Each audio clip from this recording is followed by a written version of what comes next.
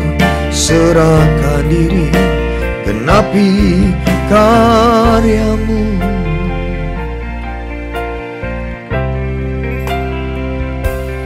Sering ku tak mengerti jalan-jalan-Mu Tuhan, bagai di belantara yang gelap. Tanpa seribu tanya, namun tetap percaya, jejak-Mu Tuhan sungguh sempurna. Ajarku memahami semua yang Kau ingini, agar hidupku puaskan hati-Mu.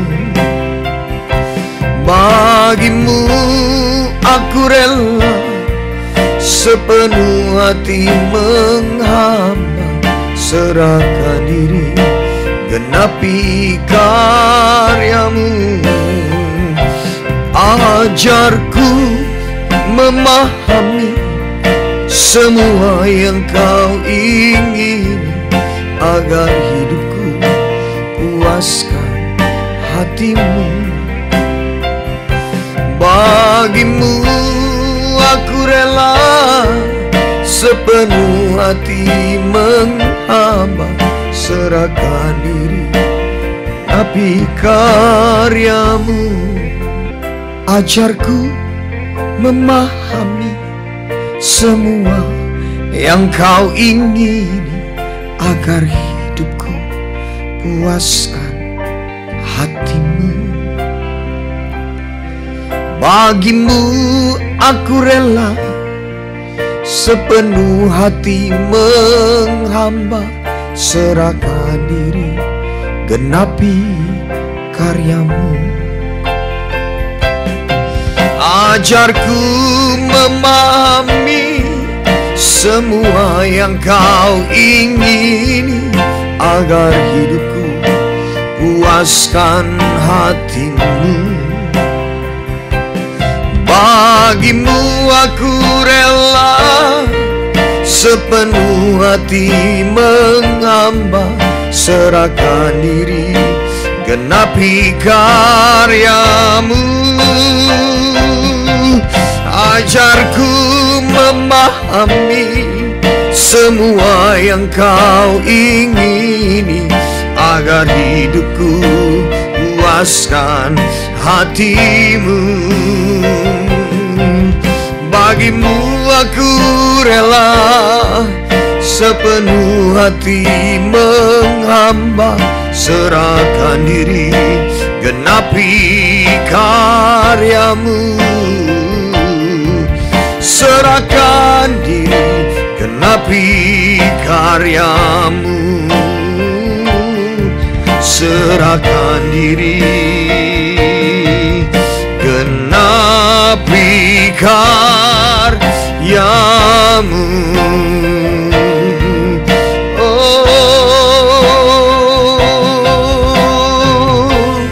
Shikarara badala badala badala badala badala badala. Shadara lamaya lamaya lamu.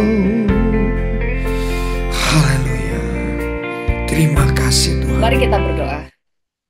Tuhan, kami mengucap syukur untuk hari ini kami boleh bangun dalam keadaan segar, dalam keadaan sehat, dan punya kesempatan untuk memuji dan memuliakan nama-Mu. Suatu kesempatan yang sangat berharga bagi kami, karena kami tahu Engkaulah kekuatan, Engkau adalah harapan bagi kami semuanya. Dan saat ini Tuhan, kami mau mendengar firman, berbicaralah kepada kami dan kami siap untuk mendengar. Karena kami tahu firman-Mu membuat kami hidup, firman-Mu membuat kami bijaksana, firman-Mu membuat kami mengerti apa yang menjadi kehendak-Mu dalam kehidupan kami, dan kami tahu apa yang harus kami kerjakan dalam seluruh hidup kami, sehingga hidup kami berkenan kepadamu. Kami mengucap syukur kepadamu Tuhan, terpujilah nama-Mu di dalam nama Tuhan Yesus. Haleluya. Amin. Shalom, selamat pagi semuanya. Ini adalah edisi Mezbah Doa Pagi yang ke-6. Kapan hari saya berkata bahwa untuk bulan ini ibadah Mezbah Doa diadakan hari Selasa sampai hari Jumat. Lalu bulan depan kita akan mulai hari Selasa sampai Jumat. Tetapi minggu ini sudah dicoba untuk mulai dari Selasa sampai Jumat, ternyata bisa. Jadi mulai minggu ini dan minggu-minggu ke depan, Mesbah Doa Pagi tetap akan diadakan langsung hari Selasa sampai hari Jumat, tidak perlu menunggu bulan depan. Saya percaya semua ini karena doa-doa saudara semua, sehingga Mesbah Doa Pagi bisa berjalan Selasa sampai Jumat. Firman Tuhan hari ini adalah tentang nasi telah menjadi bubur, atau keadaan seakan-akan sudah berantakan, sudah terlambat, sudah nggak ada harapan lagi, semuanya sudah terlanjur. Kita buka di dalam Yohanes 11 ayat 40 berkata begini, jawab Yesus, bukankah sudah kukatakan kepadamu, jikalau engkau percaya, engkau akan melihat kemuliaan Allah. Jika engkau percaya, kamu akan melihat kemuliaan Allah. Jadi kemuliaan Allah baru kamu lihat kalau kamu percaya. Nah, untuk kita bisa percaya berarti kita akan melewati masa-masa yang seakan-akan kita berdiri atau berjalan di dalam kegelapan. Berdiri atau sedang berjalan menuju jalan yang buntu. Kalau kita melihat rumah kita mau roboh, kita menahannya, tetapi rumah itu sudah hancur. Kalau kita mau melihat pernikahan kita dipulihkan, kita sudah berusaha. Kita berharap di dalam setiap perselisihan kita kemudian ada sebuah pemulihan. Ternyata kita tidak melihat pemulihan dan pernikahan kita sudah keburu hancur. Itulah nasi sudah menjadi bubur. Sudah hopeless. Kalau misalnya perahu sudah tenggelam. Kalau rumah, kalau sebuah bangunan sudah runtuh. Tetapi seringkali Tuhan suka yang demikian. Karena Tuhan mau membangun hidup kita untuk berdiri atas iman. Sehingga firman Tuhan yang berkata di dalam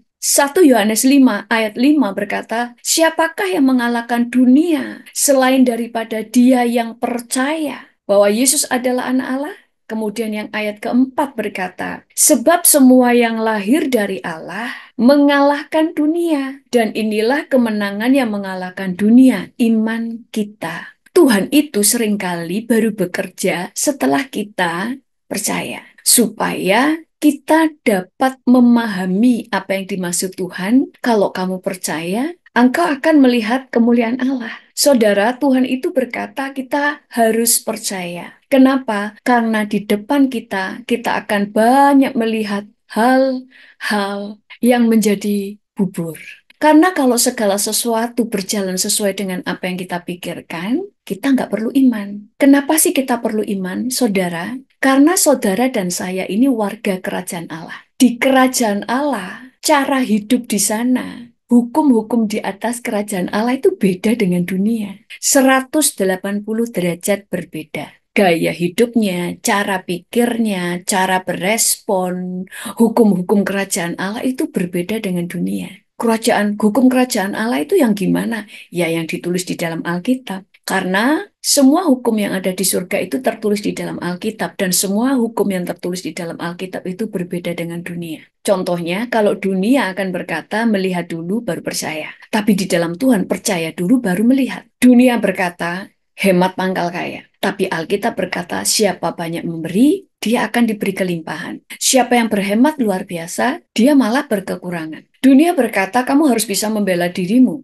Supaya kamu lega, maka kamu harus membalas yang jahat. Tapi di dalam Alkitab, kalau kamu mau mengalami pemulihan dan kemerdekaan di dalam jiwa dan rohmu, kamu harus melepaskan pengampunan. Jadi 180 derajat berbeda. Hasilnya kita belum lihat. Hasilnya apa sih setelah aku mengampuni? Hasilnya apa sih setelah aku memberi? Hasilnya apa setelah aku menabur di dalam kekurangan? Semua akan baru kita lihat setelah kita percaya. Setelah kita melakukan. Nasi menjadi bubur. Seringkali kita itu merasa Tuhan itu seharusnya membuat nasi. Tapi ternyata kadang Tuhan tahu yang kita butuhkan bukan nasi, tetapi bubur. Contoh ya, cara kerja Tuhan itu 180 derajat berbeda dari apa yang kita pikirkan. Karena kalau cara kerja Tuhan sama dengan kita, ya kerjakan aja sendiri. Nggak perlu Tuhan. Karena kalau cara Tuhan bekerja, kamu ngerti dan sesuai dengan cara-cara kita, artinya kamu seharusnya bisa mengerjakannya sendiri. Kamu tahu jawabannya, kamu tahu cara mengerjakannya, kamu tahu bahwa hasilnya seharusnya A. Kalau gitu kerjakan aja sendiri. saudara tidak perlu Tuhan. Tetapi karena kamu sendiri tidak tahu apa yang harus kamu kerjakan, kamu tidak tahu bagaimana yang terbaik kepada kamu. Makanya kita berdoa kepada Tuhan. Konsekuensinya adalah yang dikerjakan Tuhan itu seringkali, bahkan hampir selalu, itu di luar apa yang kita pikirkan. Caranya sangat berbeda dengan kita. Sama dengan saya, kalau seorang anak minta tolong kepada saya untuk mengikat tali sepatunya, karena dia tidak bisa mengikatnya. Lalu pada waktu saya menolong dia dengan mengikat tali sepatunya, lalu dia mengajari saya. Gini loh caranya, mengikatnya itu harus begini, begini, begini, dan begini. Maka saya akan berkata kepada dia, kalau kamu sudah tahu caranya, ya kenapa kamu nggak lakukan sendiri? Lakukan saja. Makanya kenapa Tuhan itu nggak suka dengan orang yang sok pintar dan sombong. Kalau sudah merasa pintar, nggak usah minta tolong sama Tuhan. Kerjakan aja sendiri. Buktikan bahwa apa yang kamu kerjakan berhasil. Tapi seringkali kita tahu yang kita kerjakan tidak berhasil, makanya kita berdoa kepada Tuhan. Kalau sudah berdoa kepada Tuhan, ya tentu saja cara Tuhan tidak sama dengan cara kita. Karena sudah terbukti cara kita itu gagal. Saudara, saya pernah pasang kawat gigi. Karena gigi saya waktu itu ada 4 gigi taring, 2 atas, 2 bawah, itu runcing giginya. Jadi kayak Dracula, karena giginya itu benar-benar runcing atas bawah, atas bawah. Dan sudah gitu giginya seperti ini terus gingsul. Tahu gingsul saudara? Saya berharap saudara tahu apa itu gingsul. Jadi misalnya gigi atas itu begini, maka ada gingsulnya itu, ada taringnya itu di sini. 2 begini. Satu di sini, satu di sini. Yang bawah juga begitu, di sini dan di sini. Gingsul. Makanya sering kalau saya lagi ngomong dengan cepat itu bisa kegigit. Atau makan bisa kegigit. Itu sering sekali, dan kalau sudah kegigit karena giginya gingsul begini, yang bawah begini dan atas begini, bisa dibayangin itu kalau sudah kegigit, itu taringnya tuh nancep dua-duanya itu sampai tembus. Tembusnya itu bukan tembus keluar ya, tapi di dalam. Jadi gigi saya ini kayak ke tembus begini, misalnya bibir tembus di bibir begini, jadi ini langsung berdarah, langsung jadi bolong dari atas sampai bawah, ini bolong. Itu berdarah cur sampai sini, darahnya itu ngucur. Makanya saya dulu hampir tidak pernah tidak sariawan, selalu sariawan, dan itu penderitaan. Dan saya mulai minta dipasang kawat gigi supaya yang gingsul ini ke dalam, dibuat ke dalam, masuk ke dalam. Waktu kemudian dipasang kawat gigi, saya tahu nanti bakal sakit. Tetapi saya tidak pernah membayangkan kalau pada waktu dikasih kawat gigi, gigi saya dibuat lebih berantakan daripada sebelumnya. Karena giginya harus ada yang dicabut, ya kan, cabut kanan kiri atas bawah, ini dicabut supaya gingsulnya bisa digeser ke samping. Itu pertama harus menggeser dulu yang gigi sebelah sini. Beberapa minggu saya lihat loh gigi saya kok jadi miring. Gigi itu kan, gigi kita ini, garis gigi ini kan harus lurus dengan hidung, ya kan? Ini jadi enggak. Hidungnya di sini, garis giginya di sini. Harusnya giginya begini, ya kan? Tengah-tengahnya kan antara gigi dan gigi harusnya bersentuhan begini.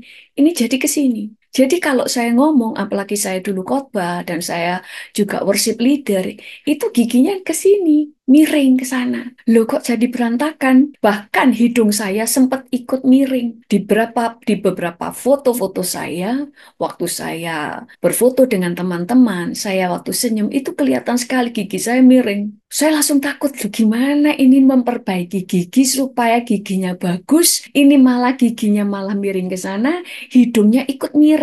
Sampai akhirnya saya ngomong sama dokternya. Terus saya ngomong sama dokternya, saya mau braces saya, kawat gigi saya dilepas. Terus dokternya bilang begini, dokternya waktu itu adalah orang Rusia, dia berkata, oh belum boleh, itu giginya belum rapi, tidak boleh di tengah jalan itu dilepas. Terus akhirnya saya ngomong, enggak, soalnya saya ini mau keluar kota itu lama. Terus orang dibilang ini, berapa lama keluar kota? Saya tunggu, karena gigimu itu belum boleh dilepas. Terus akhirnya saya tetap ngotot, akhirnya dia bilang, kalau begitu, kalau memang tidak mau, kesini lagi, kamu harus cari dokter di mana kamu nanti pergi. Cari dokter di sana, yang penting nanti dia yang rawat gigimu. Karena kawat gigimu belum boleh dilepas. Ternyata akhirnya saya tahu kalau itu kawat giginya sudah dilepas, maka gigi saya yang miring ke sana, giginya harusnya begini, jadi begini, itu kalau dilepas, ya sudah begitu terus. Jadi harus sampai tuntas, ditarik sana, tarik sini. Setelah ditarik sana, hidung saya miring ke sana. Ini sungguhan saudara. Saya makanya heran, kenapa kok hidung saya ikut miring gitu kan. Saya agak takut-takut gitu loh. Gimana kalau hidung saya tidak bisa kembali ke tempatnya, tapi tetap miring gitu ya kan? Apalagi saya harus berada di mimbar, saya memimpin worship leader, saya harus berkhotbah. Gimana kalau hidung saya miring? Ya, itu sudah bayangan-bayangan saya sudah karu-karuan.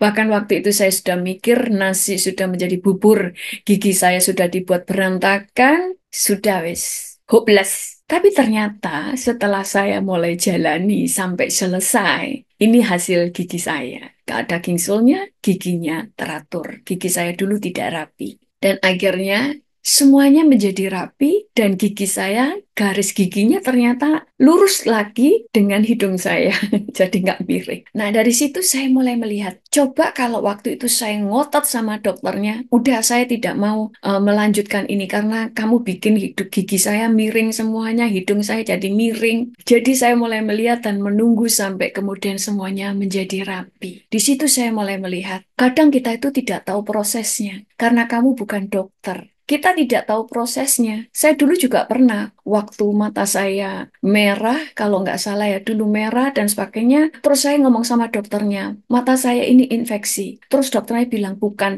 infeksi, itu cuma karena iritasi, kena debu. Enggak, mata saya ini infeksi. Terus dokternya bilang gini, yang dokter itu saya apa kamu? Saya langsung ketawa. Saya baru sadar, saya sok pintar. Lalu dokternya bilang begini, kamu kan kesini untuk periksa. Dokternya kan saya. Terus saya sadar, loh yang dokter kan dia. Kalau memang saya lebih tahu daripada dokter, kenapa nggak saya obati sendiri? Ngapain saya datang ke dokternya? Saudara, seringkali kita itu sok pintar. Kita berdoa, tetapi kita itu pingin mengatur Tuhan. Harusnya begini, nanti supaya hasilnya begini. Harusnya jalannya itu seperti ini. Harusnya caranya mengikat sepatu itu begini. Loh, kalau kamu sudah tahu, kenapa nggak kamu kerjakan? Buktinya kamu berdoa, minta tolong kepada Tuhan, karena kamu tahu. Kamu sudah berusaha mengerjakan seperti yang kamu pikirkan, ternyata nggak berhasil. Saudara harus tahu, kita ini di hadapan Tuhan tuh kayak anak kecil. Kayak anak kecil tuh gimana? Tuhan itu tahu lebih besar, tahu lebih banyak. Tapi pengetahuan kita ini terbatas. Makanya kita terus belajar, belajar, belajar. Yang menciptakan ilmu pengetahuan, yang menciptakan hikmat, merancang segala sesuatu itu Tuhan. Jadi dia tahu. Tapi kita adalah orang-orang yang baru proses belajar, diisi dengan pengetahuan dan pengetahuan, diisi dengan pengalaman. Itu sebabnya kita seringkali tidak tahu. Kayak saya tadi, saya merasa lebih pintar dari dokter gigi. Padahal kalau saya memang lebih pintar, kenapa nggak perbaiki sendiri giginya? Kalau saya merasa lebih pintar dari dokter mata, kenapa saya nggak obati sendiri mata saya? Ngapain saya datang ke dokter itu? Sama dengan kita, seringkali kita ini melihat jalan buntu, tidak melihat jalan keluar, kita melihat segala sesuatu hancur, terus kita berdoa, dan kita berharap Tuhan mengerjakan segala sesuatu sesuai dengan apa yang kita pikirkan. Harusnya caranya begini. Ngaku, siapa yang sering begitu? Angkat tangan saudara, tulis di chat, saya. Karena saya sama dokter-dokter aja begitu. Sama Tuhan juga kadang-kadang begitu. Seharusnya kan gampang toh. Tuhan membuat orang ini bertobat. Dipukul aja, dihajar aja. Kenapa nggak dipukul supaya dia tobat? Padahal seorang anak kadang kita pukul mereka, mereka juga nggak tobat-tobat. Kenapa? Karena Tuhan tahu ada cara yang paling manjur melebihi cara kita. Nah, itu yang namanya percaya. Saya waktu kemudian gigi saya diperbaiki oleh dokter gigi, akhirnya karena dokternya berkata tidak boleh dilepas kawat giginya, saya juga nggak tahu cara ngelepas giginya, saya takut salah nanti lepas kawat giginya, nanti yang lepas giginya ikut rontok gimana. Akhirnya mau nggak mau, saya mempercayakan gigi saya kepada dokternya. Walaupun di sini ya nggak yakin, tapi saya tetap datang setiap kali ada jadwal saya harus datang untuk terus dicek giginya, dikencengin lagi kawat giginya. Saya taat. Sekalipun sebenarnya saya nggak percaya banget. Di dalam pikiran saya sudah gini, "Oh, ini dokternya ini dokter abal-abal kali ini dokternya ini nggak canggih. Dokter dari Rusia. Harusnya saya cari dokter yang dari Amerika. Harusnya dokter A, B, C, D atau dokter dari Jepang mungkin." Tapi saya tetap taat setiap kali dijadwal misalnya seminggu sekali harus datang ya seminggu sekali di hari yang sudah ditetapkan saya datang. Saya taat. Sebenarnya bukan karena saya percaya, tetapi jadi berserah, pasrah. Nah, kadang-kadang iman kita itu kepada Tuhan mungkin kita nggak terlalu percaya. Tetapi kita memaksa diri kita untuk sabar melihat Tuhan menyelesaikan bagiannya. Makanya di dalam Yakobus 2 ayat 22 berkata, kamu lihat bahwa iman bekerja sama dengan perbuatan-perbuatan. Dan oleh perbuatan-perbuatan itu iman menjadi sempurna. Oleh karena ketaatan saya, itu namanya iman saya jadi sempurna. Tuhan itu yang penting kamu taat kepada Tuhan. Kalau Tuhan suruh kita sabar menanti, kalau Tuhan suruh kita tenang, kalau Tuhan suruh kita tetap mempercayai Tuhan, sehingga kita tidak mengeluh, kita tidak kebingungan, tidak panik, maka perbuatanmu itu akan menyempurnakan imanmu. Sekalipun imanmu itu agak kembang kempis hampir-hampir hilang. Karena kita melihat seakan-akan semuanya sudah hancur berantakan, sudah terlambat, sudah menjadi bubur. Karena mungkin memang Tuhan tidak sedang membuat nasi, tetapi Tuhan memang sedang membuat bubur untuk kita. Dan ternyata memang bubur itulah yang benar-benar dibutuhkan. Sama dengan dokter, kalau ada orang yang luka, itu tidak langsung diobati. Tetapi kalau luka itu sudah infeksi, justru dibuka. Saya dulu kaki saya jatuh itu di aspal. Aspalnya berpasir, sehingga ada banyak pasir masuk di dalam kaki saya. Kemudian saya tidak sadari kaki saya belum dibersihin, saya harus di sana ada beberapa hari, tidak ada obat, dan akhirnya infeksi. Waktu infeksi itu di kaki, telapak kaki saya begini, itu di atasnya ini, infeksi sampai saya nggak bisa jalan. Itu bengkak. Saya kalau jalan itu sakit sekali, itu ngilu karena itu bengkak besar. Langsung dibawa saya ke dokter. Saya ngomong ini sakit, disentuh aja sakit. Saya berharap dia cukup memberikan obat di atasnya supaya infeksinya sembuh. Tapi ternyata apa yang terjadi, saya sudah mohon-mohon ini sakit. Ternyata kemudian perban saya dibuka, langsung lukanya itu dibuka, terus dikasih obat dengan kapas tuh dimasukkan di luka saya yang paling dalam di puk puk puk puk. Waduh, itu saya teriak. Saya teriak, disentuh aja sakit ini langsung dikasih obatnya itu pakai nggak tahu yang kuning-kuning itu saya lupa itu namanya apa ya obat yang kuning itu juga dibersihin kakinya itu bersihin. Setelah itu baru dikasih obat lalu diperban. Tahu saudara, setelah waktu pulang itu saya bisa jalan dan besoknya bengkaknya hilang dan benar-benar ringan sampai akhirnya lukanya hilang. Saudara berharap dikasih obat, tapi dia justru memberikan luka. Seringkali kita itu seperti itu dengan Tuhan. Makanya percaya itu salah satunya adalah bersabar. Tetap percaya, tetap berdoa, dan tetap bisa mengucap syukur. Makanya Alkitab berkata, di dalam Markus 11 ayat 24 berkata, apa saja yang kamu minta dan doakan, percayalah bahwa kamu telah menerimanya. Walaupun kita tidak tahu, kita tidak bisa membayangkan nanti yang Tuhan kasih itu seperti apa. Jalan-jalannya seperti apa, percaya saja. Kenapa? Karena kamu tidak tahu apa yang kamu harus lakukan. Makanya Tuhan tuh paling suka kalau kita itu ada di dalam masalah dan sudah mencoba berbagai cara. Nggak bisa, jalan buntu, keren itu bagi Tuhan. Supaya kamu itu sadar. Nih, kamu sudah coba segala sesuatu nggak bisa kan? Ini waktunya berserah. Sehingga kita mulai berdoa. Makanya beberapa hari ini kita belajar di Mesbah Doa Pagi, kemenangan kita dimulai dari ruang doa. Kita harus berdoa, berdoa, berdoa sampai terjadi kelegaan di dalam roh kita. Kita tahu kita sudah menang. Walaupun belum melihat jawabannya. Nggak usah ngatur Tuhan. Sekali lagi, coba tulis di chat. Jangan ngajari Tuhan. Karena kalau kamu sudah tahu caranya, maka gak usah minta Tuhan, kerjakan sendiri. Jadi, kunci pada waktu saudara sekarang punya masalah, pernikahanmu gagal, suamimu nggak tobat-tobat, istrimu cerewet, nggak tobat-tobat, anakmu pergi menghilang, nggak kembali-kembali, usahamu sudah berantakan, rumahmu sudah runtuh, semuanya sudah menjadi bubur, semuanya seakan sudah menjadi terlambat. Tapi ingat firman Tuhan tadi yang berkata, bukankah sudah kukatakan kepadamu, jika engkau percaya, engkau akan melihat kemuliaan Allah. Percaya dulu, baru kita akan melihat kemuliaan Allah. Bagaimana tandanya kita percaya? Kita tetap bersabar, kita tetap teguh dalam berdoa, tetap kita berperang di dalam doa, tetapi juga kita percaya seakan-akan kita sudah melihat jawabannya, sekalipun belum ada jawabannya. Sekali lagi, percaya itu salah satu tandanya. Saudara sabar menantikan jawaban Tuhan. Tulis, salah satu tanda kita percaya adalah sabar menantikan jawaban Tuhan. Kalau saudara sekarang punya pergumulan, berdoa karena kemenangan kita dimulai dari ruang doa.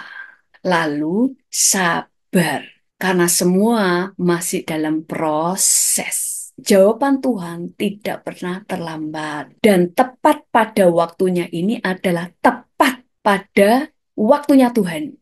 Tepat menurut Tuhan, bukan tepat menurut saudara. Amin. Oke, siap. Siapa dari antara saudara yang sekarang punya pergumulan? Angkat tangan. Karena Alkitab berkata, sepakat itu besar kuasanya. Kita sepakat bersama-sama ya. Mari kita angkat tangan sama-sama, kita berdoa. Tuhan, kami mau sepakat dengan semua yang hadir di doa pagi hari ini. Dari semua kota, dari semua pulau, dari semua bangsa yang saat ini hadir bersama-sama di doa pagi. Kami sepakat. Kami angkat setiap pergumulan saudara-saudara kami saat ini, Tuhan. Kami bawa Engkaulah yang membuat semua mempunyai jalan keluar. Tuhan, seringkali untuk mengubah sesuatu, Engkau perlu menghancurkan, Engkau perlu meruntuhkan apa yang kami andalkan. Perusahaan kami mungkin semakin hancur, pernikahan kelihatan semakin hancur, tetapi karena Engkau sedang menyusun fondasi yang baru, karena fondasi yang lama salah, ada banyak kesalahan pada waktu kami membangun keluarga, membangun pernikahan, membangun karakter. Pada waktu kami membangun perusahaan, Engkau sedang menghancurkan segala sesuatu untuk menanamkan fondasi yang baru. Tuhan, berikan kami hati yang percaya. Semua kami sepakat bersama-sama mengangkat satu dengan yang lain. Buat kami memiliki hati yang percaya, yang tidak pernah meragukan Engkau, tetapi mempercayai Engkau dengan tulus. Seperti halnya iman Timotius yang Engkau berkata dia punya iman yang tulus, yaitu tidak pernah meragukan Tuhan, tidak pernah mencurigai Tuhan, tetapi dia benar-benar mempercayai Tuhan. Biarlah itu ada pada kami.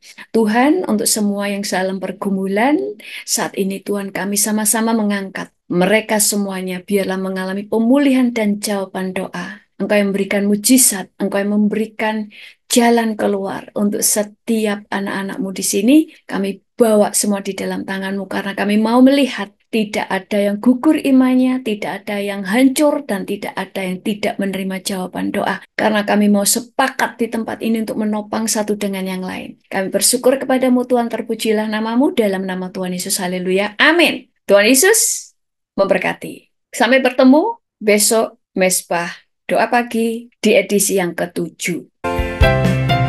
Ajarku memahami semua yang Kau ingini, agar hidupku puaskan hatimu.